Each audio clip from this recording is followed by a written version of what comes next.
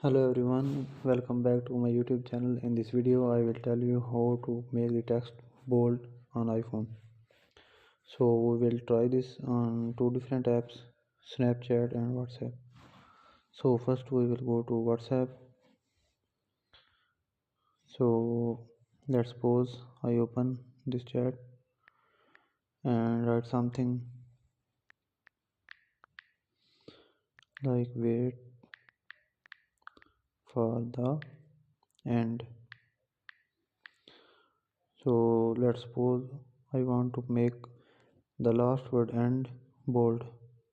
So double tap on it and go to format, tap on bold and click on send. So you can see the word is bold. So if the same thing is with Snapchat, if we go to chats and let's suppose I go to this chat, wait for a second. If you write, you can write anything, and let's suppose I want to make for the bold. Double tap on it and